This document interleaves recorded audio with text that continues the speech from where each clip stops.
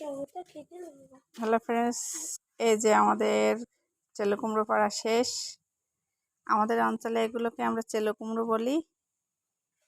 আপনারা আপনাদের অঞ্চলে কোন নামে চেনেন, কি নামে ডাকেন, কমেন্টে লিখবেন প্লিজ। এই একটা গাছ থেকে এতগুলো চেলো কুমড়ো হয়েছে, আর এর আগেও 4-5টা পাড়া হয়েছে, আর এগুলোই পাড়া হয়নি, কিছু কিছু বড় হয়ে গেছে। এরকম বাড়ি একটা চেলো কুমড়ো গাছ থাকলে খাওয়া হলো, বিক্রি করাও গেলে থেকে উপার্জনও হলো। এই চেলো কুমড়ো গাছটাই শুধু লাগানোটা যেটুকু আমার পরিশ্রম, আর চালে উঠাই দেওয়া একটু উপরে। এই এতে কোনো সার বা বিষ স্প্রে করা লাগেনি আমার। আপনারা আপনাদের নিজেদের বাড়িতে যেখানে একটু জায়গা থাকবে সেখানে এরকম গাছ লাগাবেন।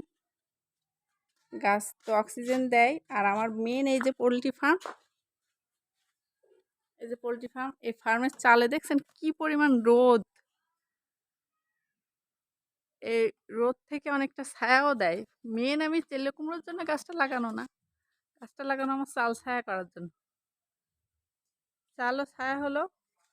এই যে দেখেন কত সুন্দর সবজিও পাইলাম, ফ্রেশ সবজি, তাজা এবং কীটনাশক সার এবং বিষ মুক্ত।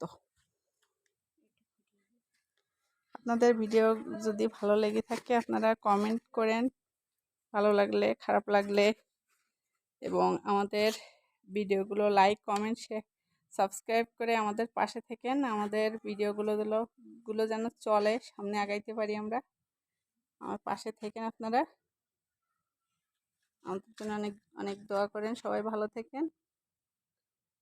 আল্লাহ হাফেজ।